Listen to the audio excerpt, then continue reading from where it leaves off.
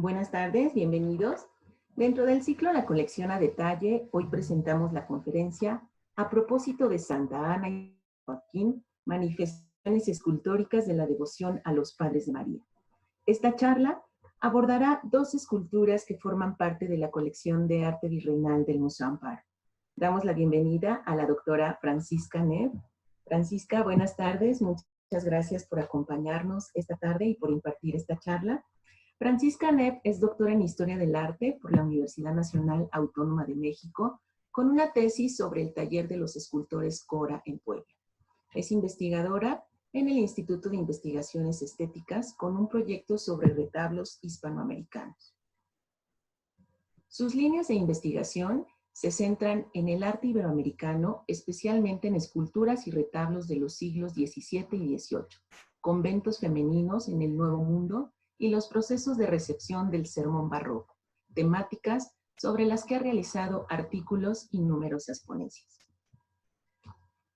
Francisca, nuevamente bienvenida. Queremos también agradecer a todas las personas que siguen esta transmisión. Vamos a dar inicio a esta charla si nos apoyas encendiendo tu cámara y tu micrófono para poder compartir tu pantalla. Muchas gracias, Francisca. Pues adelante, comenzamos. Bienvenidos a todos nuevamente. Muchas gracias. Voy a compartir la pantalla para que podamos ver la presentación. Me da mucho gusto compartir con ustedes ahora unas reflexiones acerca de dos piezas pequeñas que se encuentran en la colección del Museo Amparo, que son las esculturitas de Santa Ana y San Joaquín. Aquí las vemos con las maravillosas fotografías que ha tomado Carlos Varillas. Y como no podemos ir al museo a verlas en vivo y directo, vamos a aprovechar para, con esas fotografías, ver todos los detalles posibles y a ver a dónde nos llevan esas esculturas, qué nos pueden contar de su contexto devocional, de su manufactura, de los relatos que pueden surgir a partir de ellos. Pusimos bastante grande abajo la altura de las piezas. Santa Ana mide solamente 25.7 centímetros y San Joaquín 17.5. Entonces, de verdad son unas piezas muy pequeñas, muy preciosas, que pueden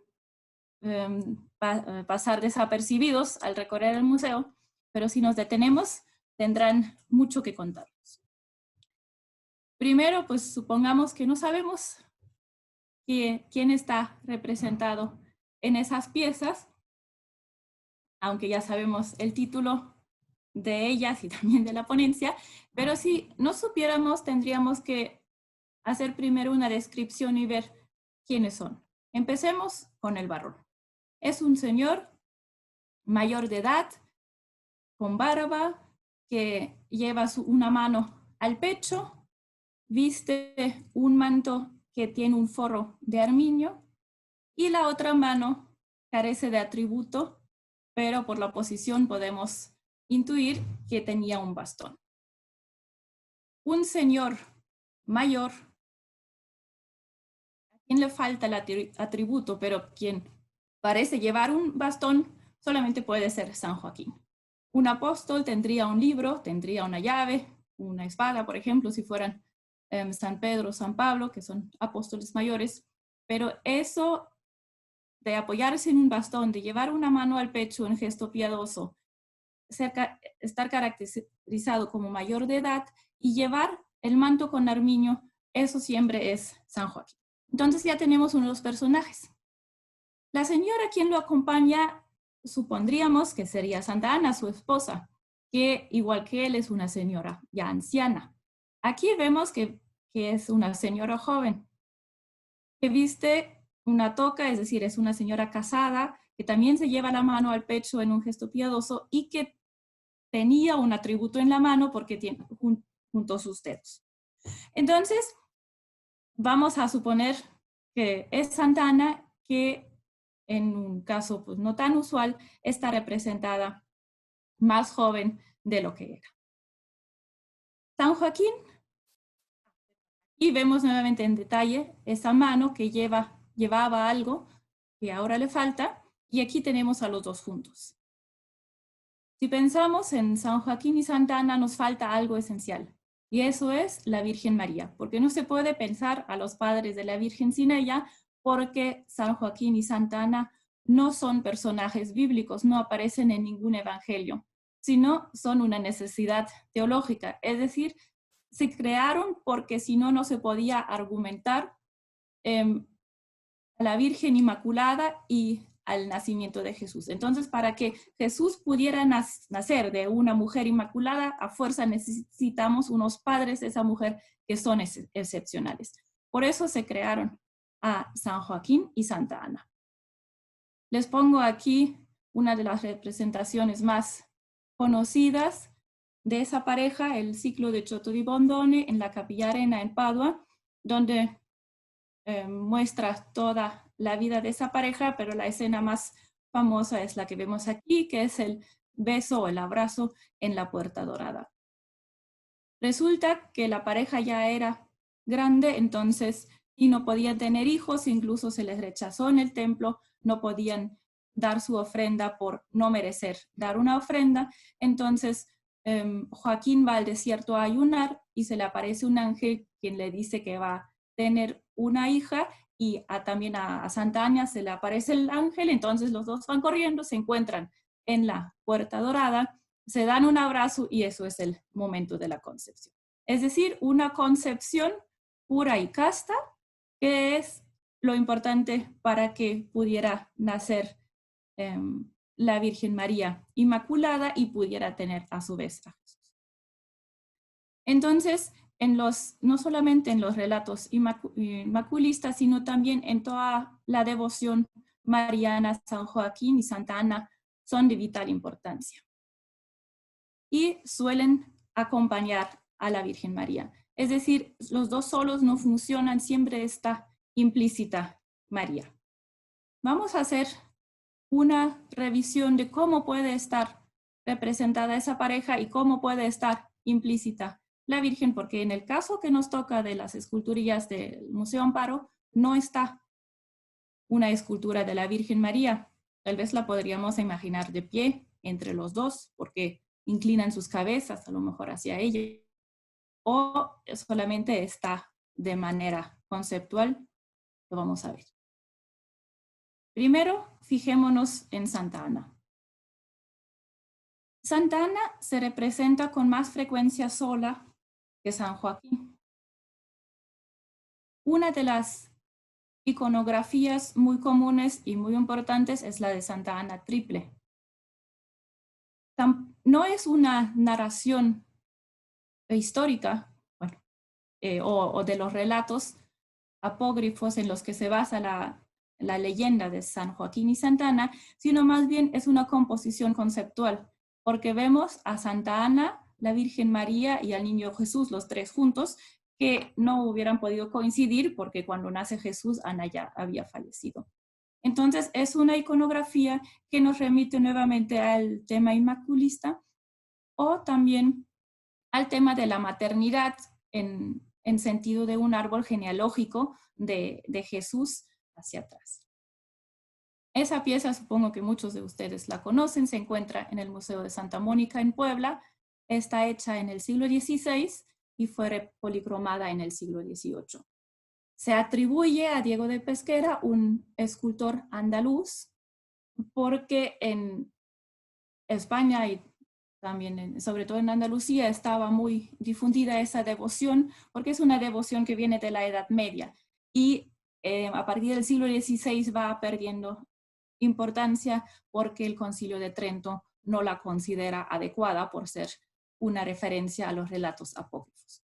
Entonces tenemos aquí todavía una reminiscencia, pero que es un tema escultórico muy importante, que les pongo algunos otros ejemplos para que puedan ver cómo también se presenta a Santa Ana.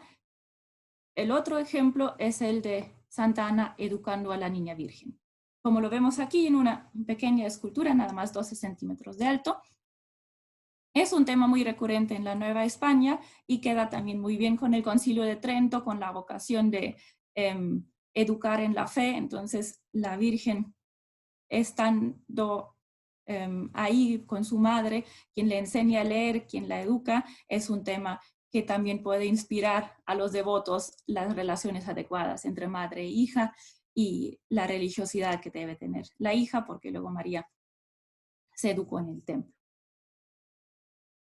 Un ejemplo un poco más raro es ese que vemos aquí, donde también está presente San Joaquín viendo cómo su esposa le está dando educación a la hija, y lo que es muy común en esos contextos es que Santa Ana esté sentada en una silla bastante llamativa y que le da cierta solemnidad al acto de enseñanza. Y como no, en Puebla, en la capilla de Santa Ana, en la iglesia de San José, también está presente las dos mujeres, en este caso como esculturas de vestir.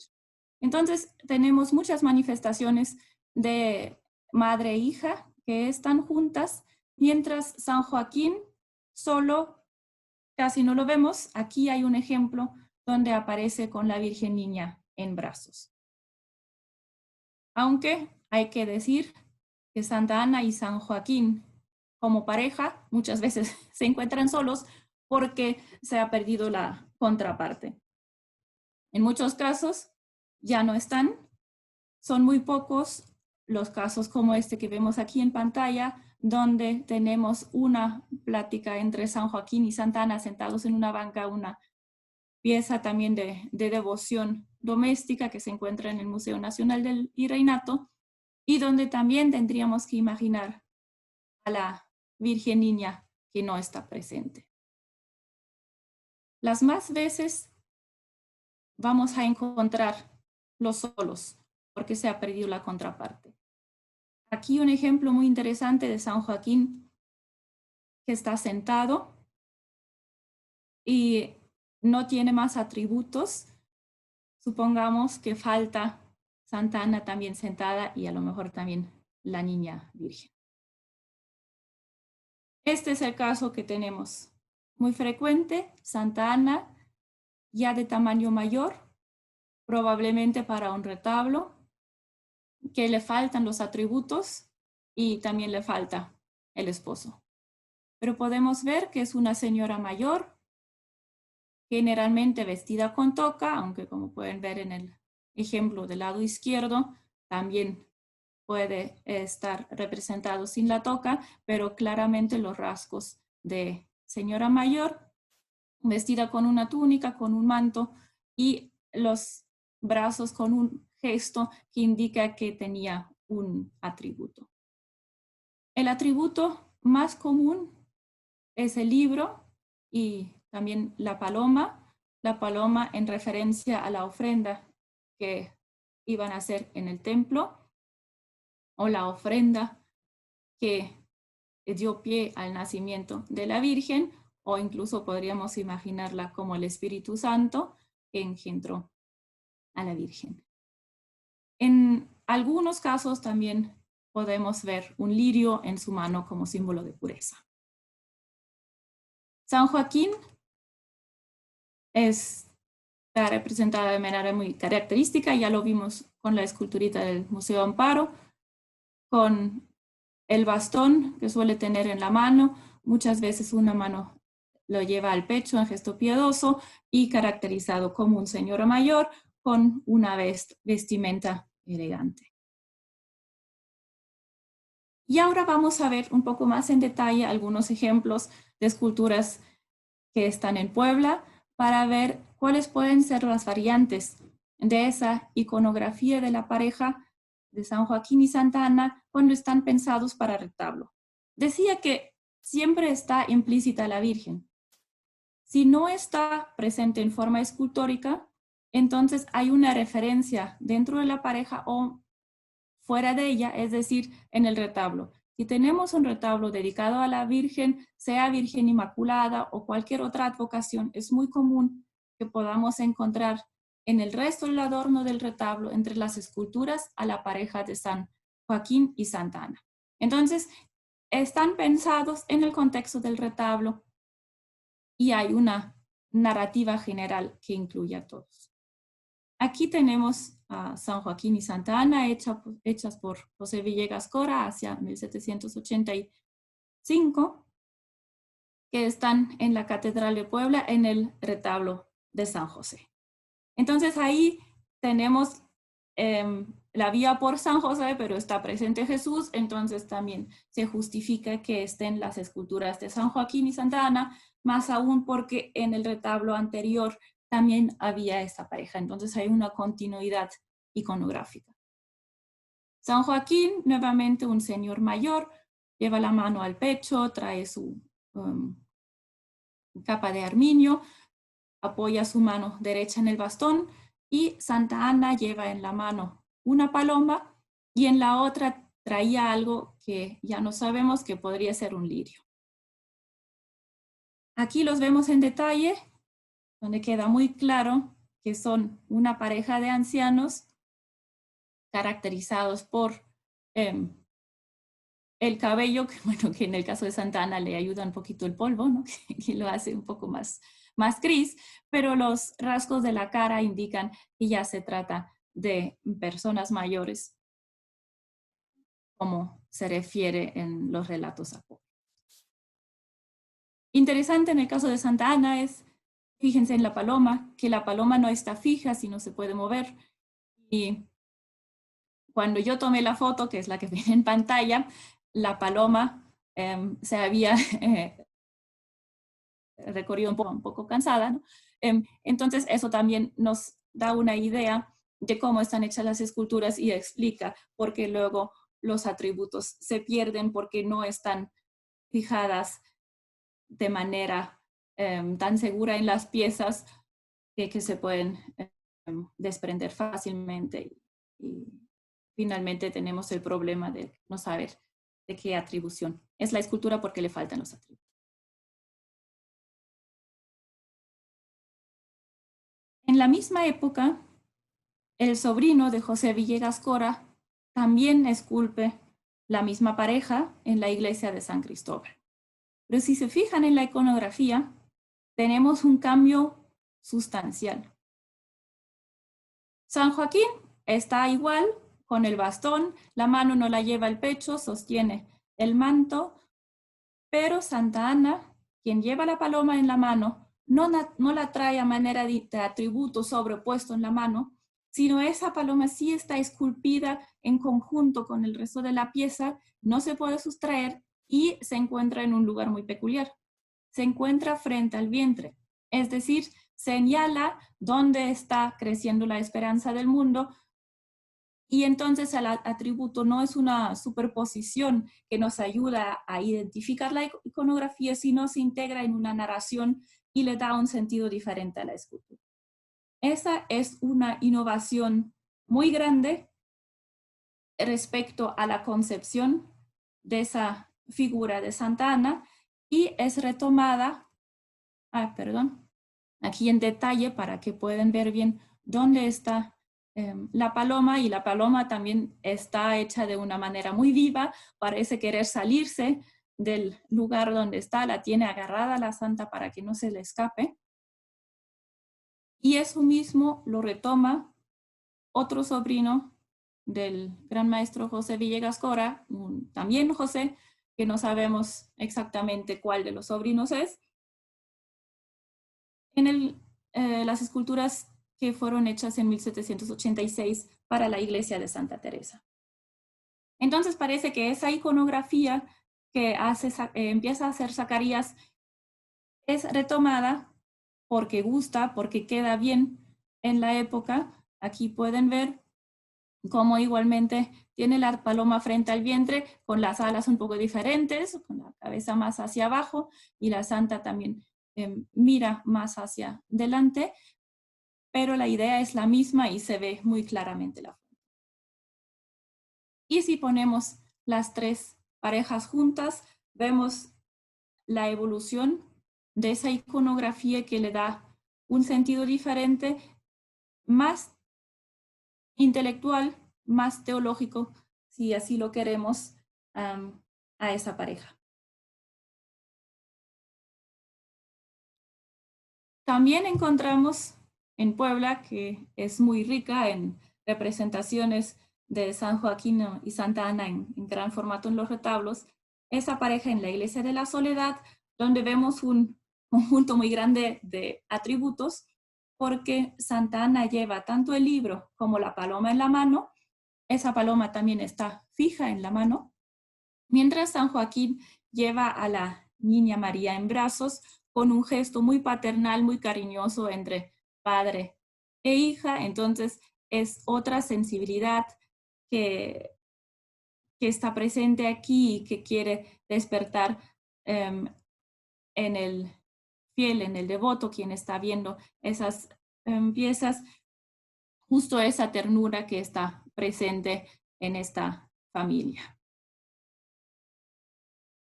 Pero no solamente San Joaquín puede llevar a la Virgen en brazos, sino también Santa Ana, como lo vemos aquí, en otra manera de hacer, de representar a esa iconografía, que es en la iglesia de las Capuchinas, donde la niña está sentada en la mano de su madre y ya está caracterizada como una niña un poquito más grande, como un adulto en miniatura. Podemos ver unas diferencias entre las dos esculturas, entre San Joaquín y Santa Ana. Santa Ana en su estética tiende más a la moda neoclásica, mientras San Joaquín todavía tiene muchísimo más movimiento en el ropaje y también más detalle en la anatomía, en la caracterización de la cabeza. Entonces aquí hay una interrogante de cómo van juntas esas dos piezas, pero lo que ahorita nos interesa no es tanto la caracterización formal y la atribución, sino las maneras en que pueden estar representadas San Joaquín y Santa Ana y cómo se integra la Virgen María en ese conjunto y qué puede provocar en los fieles al ver las piezas. Regresando entonces a nuestras dos esculturitas del Museo Amparo, podríamos imaginarnos a la Virgen María de pie, incluso como una pequeña inmaculada, si seguimos el tema inmaculista, o simplemente como una niña. Y si no la tenemos ahí presente, entonces podríamos imaginarnos a las esculturas en el contexto de un nicho que tiene alguna imagen de la Virgen, porque solo San Joaquín y Santa Ana no van. Entonces hay que imaginar un contexto más grande, son esculturas muy chiquitas, pero para un nicho chiquito con, por ejemplo, también una pintura podría funcionar muy bien. Veamos un momentito la vestimenta, que es algo que es también muy característico en la representación de esa pieza, de esa pareja, y en el caso de esas dos esculturitas que nos tocan, hay una característica que no es tan común, que es la representación de San Joaquín. San Joaquín viste su túnica y arriba su manto con las bocamangas abiertas, si lo vemos de frente. Si lo vemos de atrás, podemos observar que le cuelgan unas mangas.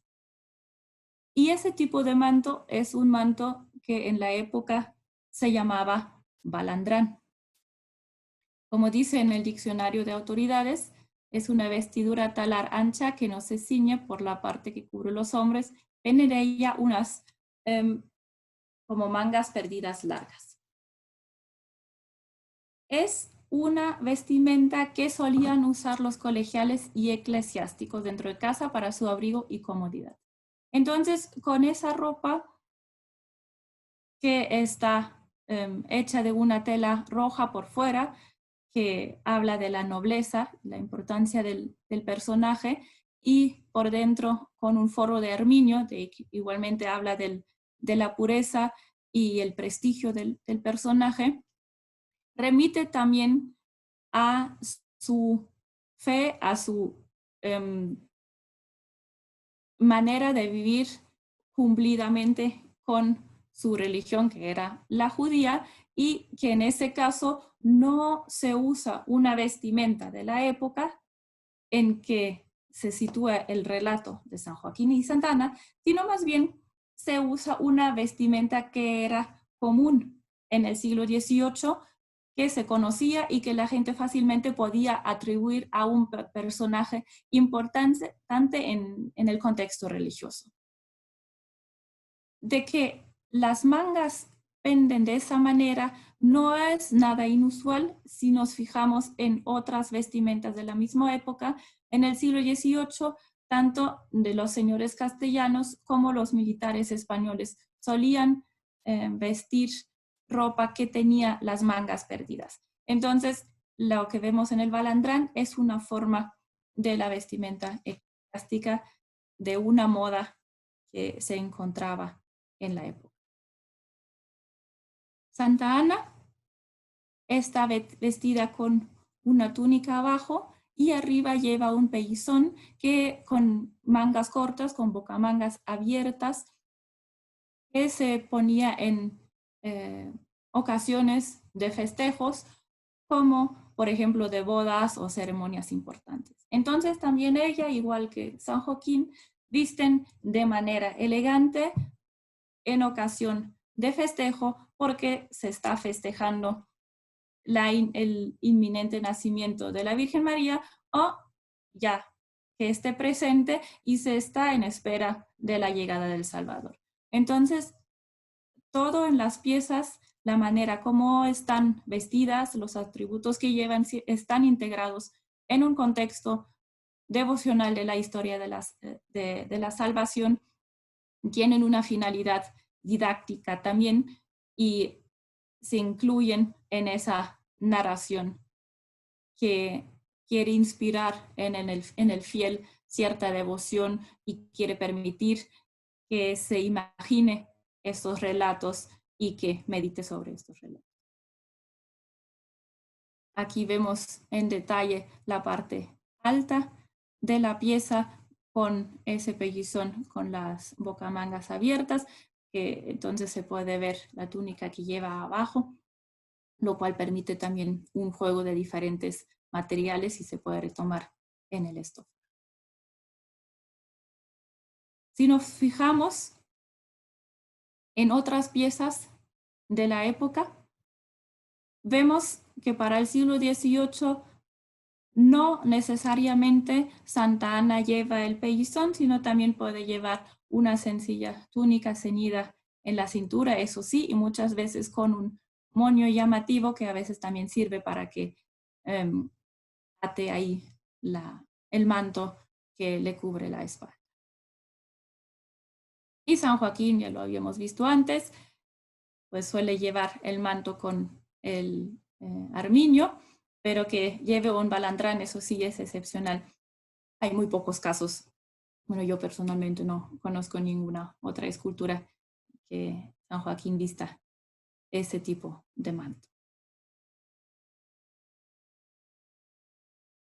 Entonces, si ya conocemos quiénes son estos dos personajes, en qué contexto se ubican, cómo se representan iconográficamente, cuáles son las convenciones que existen para la representación, que son varias, que según lo que se encargue, lo que pida quien consiga la escultura, dan unas connotaciones diferentes.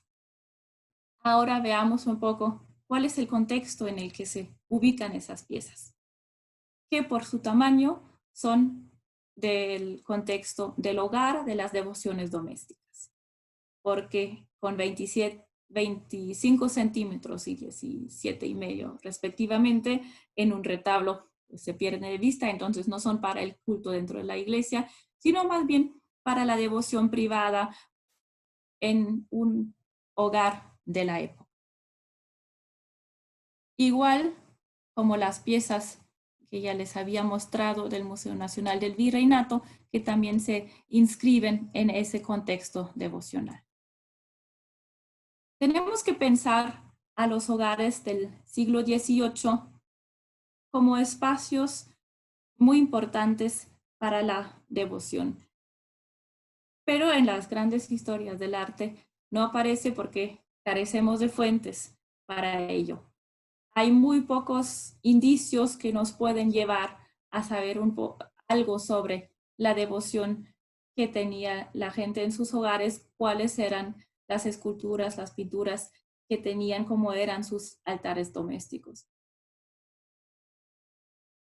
Los exvotos nos pueden dar una idea. Aquí les puse 3 ejemplos de la presencia de imaginería dentro de los hogares, que puede ser un altar bastante grande con la presencia de varias piezas, como lo vemos del lado izquierdo, de esculturas y de pinturas, o también pueden ser piezas únicas, sea una escultura o una pintura que esté en un lugar especial de la casa o incluso se lleve de un lugar a otro, como lo podemos ver arriba cuando se lleva una escultura de la Virgen de Loreto a la cama del enfermo. Una fuente muy importante para conocer un poco más acerca de esos ámbitos devocionales son las cartas de dote, los inventarios de casas, los testamentos, las herencias, donde hay una enumeración de bienes. Era común que la gente adinerada tuviera un oratorio privado, como pueden ver aquí, ese retrato de la familia Faguaga, México, con un oratorio con telas preciosas, donde la Virgen de Aranzazú está en un marco de plata. Una familia muy adinerada que, conforme a su estatus, tiene este oratorio lujoso. El común de los novohispanos no podía tener este tipo de piezas, pero sí podemos ver en la documentación que tenían imágenes en sus hogares. Para el siglo XVI-XVII, Montserrat Galí ha hecho una revisión y nos cuenta que aunque en el siglo XVI todavía había pocas piezas, porque apenas el ambiente artístico, las actividades en los talleres, etcétera, se estaban conformando, ya para el siglo XVII hay una variedad de imágenes devocionales en los hogares de Puebla. Y no solamente imágenes devocionales, sino también objetos que son necesarios para una devoción que involucra a los sentidos y que hace falta tocar los objetos para acercarse a la fe, como son los rosarios, como son los Agnus Dei, que estaban presentes, pero también las pinturas y las esculturas. Podemos ver para el siglo XVII ya una gran variedad de materiales y también una gran variedad de procedencia de esas piezas. Y no solamente adornaban las casas y promovían los ejercicios devocionales, sino también hablan del estatus de la persona que lo tenía, del éxito social, de qué tipo de piezas estaban presentes en su hogar. En lo que revisa Montserrat Galí, no hay presencia de esculturas o pinturas dedicadas a San Joaquín o Santa Ana, pero eso no significa que no hubiera habido, porque muchas veces en los documentos no queda muy claro si se trata de una escultura o de una pintura, porque se habla solamente de imágenes, y muchas veces ni siquiera se menciona la advocación, sino simplemente se dice la imagen de un santo. Entonces puede ser tanto una escultura o también una pintura de cualquier santo o santo común para la devoción de la época en esa región o en esa casa particular. En general, la devoción a San Joaquín y Santa Ana era común en la Nueva España en el ámbito más popular, no tanto en los grandes programas iconográficos que podríamos ver más allá de los retablos, es decir, en ciclos pictóricos, por ejemplo. Y si los vemos en los retablos, suelen acompañar la advocación principal. es muy raro encontrar un retablo que tenga como advocación principal a San Joaquín o Santa Ana. Vimos el ejemplo de la capilla en la iglesia de San José, pero es una capilla, no es el retablo mayor, uno de los retablos con mayor presencia, sino ahí suele estar, por ejemplo, la Inmaculada y San Joaquín y Santa Ana la acompañan, pero no son las piezas principales. Para el siglo XVIII, a finales del siglo XVIII, he hecho una revisión de cartas de dote donde también podemos ver la presencia de imágenes y objetos devocionales en los hogares y en este caso en el ámbito femenino porque eran parte de lo que traía la novia cuando se mudaba a la casa de su nuevo esposo. Y como en esa dote solían ir los objetos más importantes, como la base para la futura vida de los esposos, entonces la presencia de imágenes pictóricas o escultóricas es muy importante porque habla de la importancia que tuvieran ese tipo de piezas en los hogares poblanos. Entonces, la tradición que empezó desde el siglo XVI de contar con piezas devocionales en el hogar sigue en el siglo XVIII y si vemos qué tipo de piezas había, entonces lo que más abunda son las devociones grandes a Cristo, o digamos a Jesús crucificado, o a Jesús niño, a la Virgen y a San José. Son las principales, pero en Puebla también encontramos muchas devociones a San Francisco, por ejemplo, por haber sido San Francisco el primer convento de la ciudad, o también a la Inmaculada. Si vemos qué tipo de piezas son, entonces nos podemos dar cuenta que suelen ser piezas preciosistas que combinan diferentes materiales. Tenemos un Santo Cristo de oro, un crucifijo de marfil, un Santo Cristo con baldaquino. Entonces, es la combinación de materiales que hace valiosa la pieza y por eso también aparece en los inventarios o en las cartas de dote, porque no cualquier pieza se inventariaba si carecía de valor económico, entonces no se incluía en el inventario. Si se fijan del lado derecho, por ejemplo, del niño Jesús en 65 pesos, entonces ese valor no es necesariamente el del valor artístico, como diríamos, la talla, el estofado, sino más bien del atuendo que lleva, porque tiene 3 vestiditos de terciopelo lustrinado, plata y capichola con sus potencias, y también corazoncitos de plata en símbolo. Entonces, todo lo que complementa la escultura es lo que le da el valor en dinero, y por eso aparece también en los inventarios. Entonces, a Santa Ana y San Joaquín los tenemos que ubicar en ese contexto de la devoción en los hogares que reúne diferentes piezas. En este caso, no tenemos la presencia de materiales preciosos como serían perlas o la plata en grandes cantidades, sino más bien aquí en lo que reside el preciosismo de la pieza es en la misma manufactura. Acuérdense que solamente miden un poco más o un poquito menos de 20 centímetros, entonces lo que las hace especiales a esas piezas es el trabajo detallado en pequeño, ¿no? Por eso, ahora lo que vamos a hacer es fijarnos en detalle cómo están hechas esas piezas, cómo es su manufactura. Y para ello vamos a recorrerlas un poco con la vista. Empecemos nuevamente con San Joaquín. Esa es la vista que ya conocemos. Si lo giramos, podemos ver cómo inclina ligeramente la cabeza en ese gesto piadoso que se acerca a Santa Ana. No tiene gran movimiento, sino es un movimiento apenas perceptible, muy, muy sutil, pero que le confiere bastante gracia.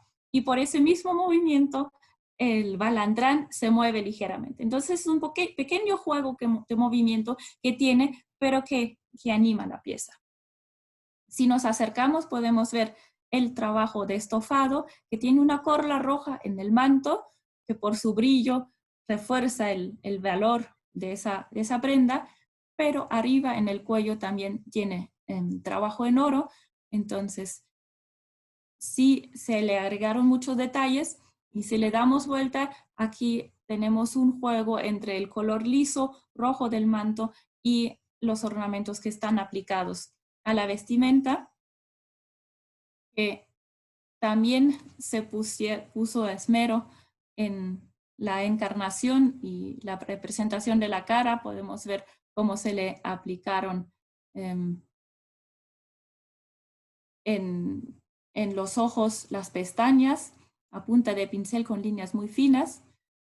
Si comparamos ese trabajo detallado con la mano, podríamos pensar que la mano no tiene mucho detalle, pero hay que acordarnos que mide 17.5 centímetros en total la pieza, entonces tampoco se le permite demasiado detalle. Estamos ahora muy cerca, aquí vamos acercando más, y podemos ver que incluso se distingue entre la uña de la mano y el resto. Y podemos ver los ornamentos florales que están aplicados. La túnica, que lleva también una corladura verde. Es muy común el color verde, la esperanza, tanto en San Joaquín como en Santa Ana. Aquí vemos su cinto, que lleva un dibujo fino para simular esa textura del cinto y reforzar la tridimensionalidad de cómo está amarrado.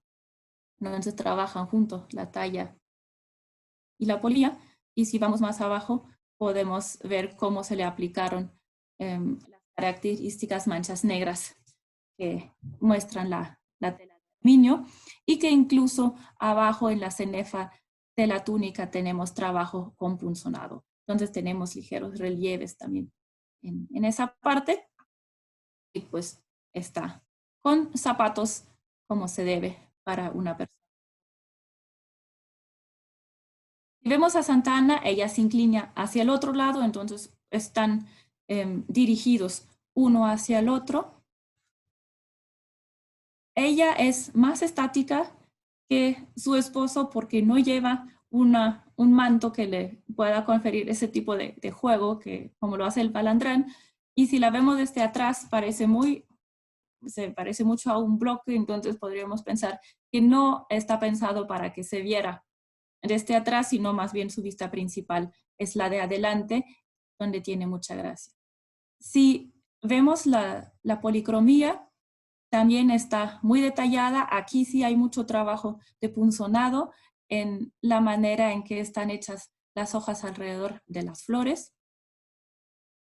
Y si vemos su cara también con esa ligera sonrisa que esboza y también con las pestañas aplicadas, se esmeró el artista para conferirle esa gracia que es necesaria para que el fiel podría contemplar acerca de la relación entre.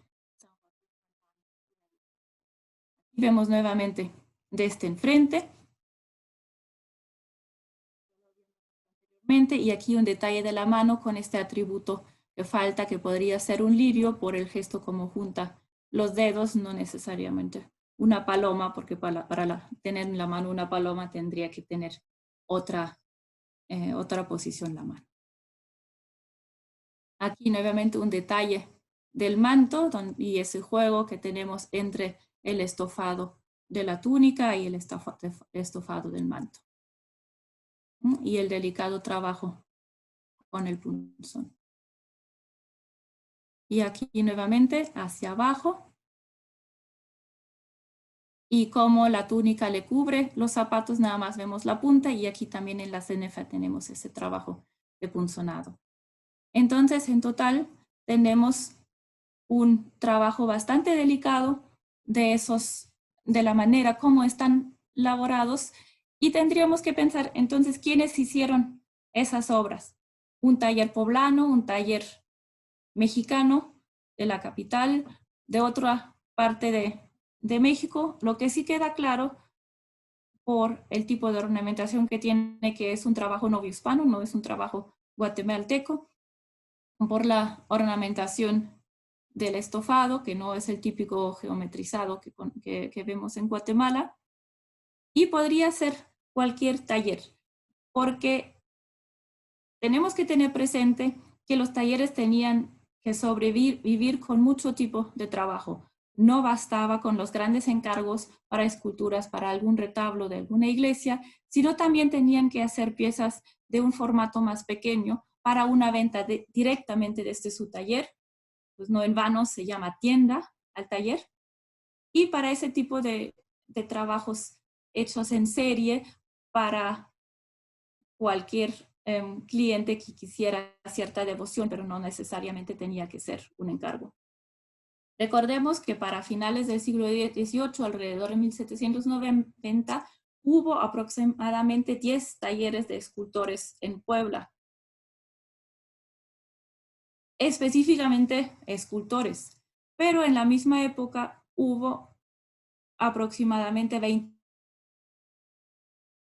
27 talleres de talladores. Y una pieza así tendríamos que pensar, ¿la haría un escultor, la haría un tallador? O puede ser un taller que tenga tanto escultores como talladores o que tenga tanto trabajos de gran formato o trabajos de pequeño formato. Entonces sí había mucha gente capacitada que podría hacer ese tipo de piezas, entre piezas de grandes encargos para retablos e iglesias o para alguna devoción especial en una casa, trabajos más bien de serie, de pequeño formato para devociones domésticas y también los trabajos de obras efímeras para ciertas festividades que pues son mucho más difíciles todavía de rastrear.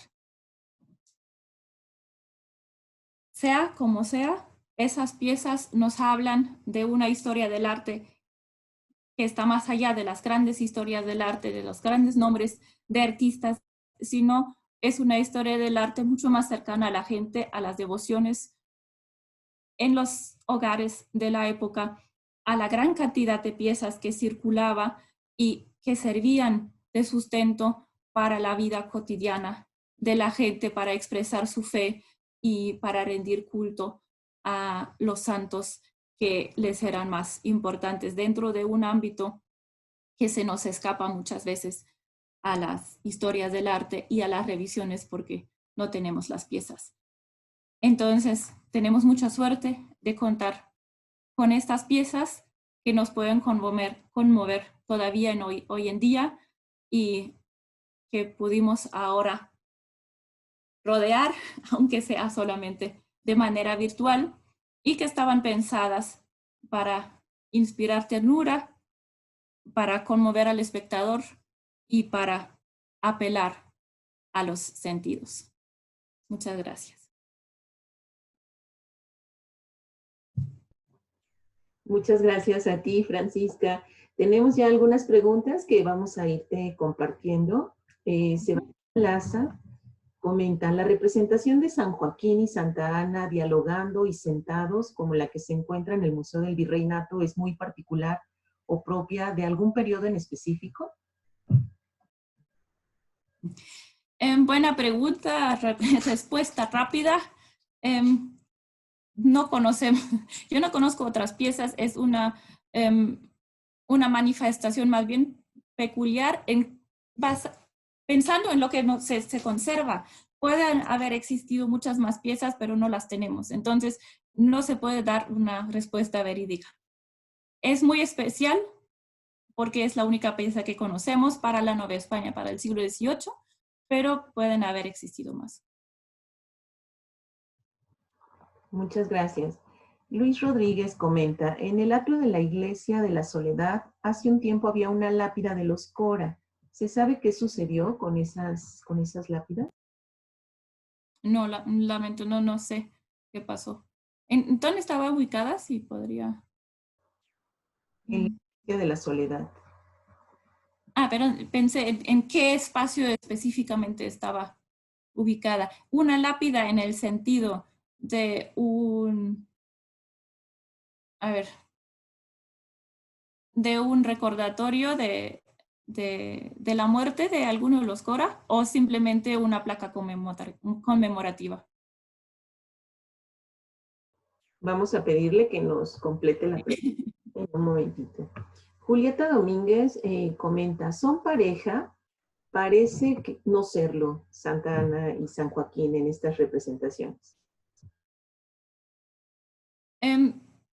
Yo diría que sí son pareja porque como están hechos en su talla, que uno se dirige al otro en cuanto al tipo de estofado, cómo está hecha la talla, de los detalles también se parecen mucho, en la manufactura se parecen mucho.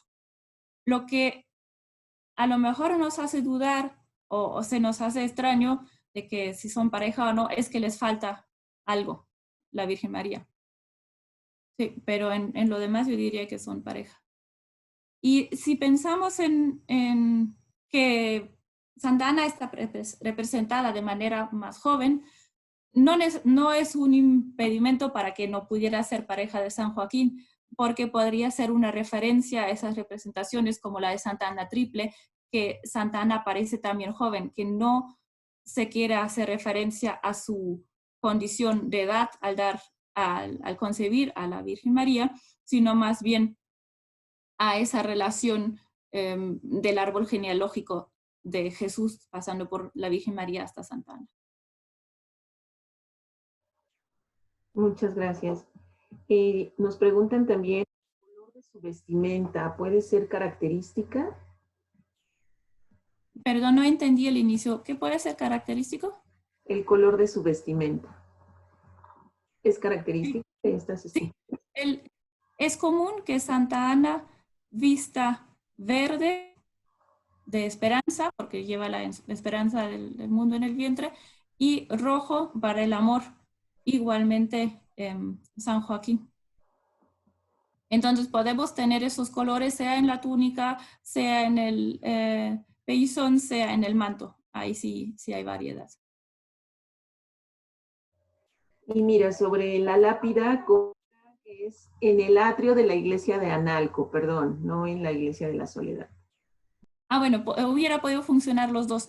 Desconozco el paradero de la lápida. Los Cora eran oriundos de Analco, pero los de la generación de Zacarías fallecieron y se fueron enterrados en el sagrario, entonces daría sentido que estuviera en el centro de la ciudad una lápida también. Entonces estaba en el lugar donde estaban ubicados los talleres y donde nacieron los miembros de esa familia, pero lamentablemente desconozco el paradero de la lápida. Gracias, Francisca. Y finalmente, Diana, quiere saber si puedes compartirnos un poco más sobre el comercio de las piezas devocionales en el siglo XVIII. ¿Cómo era?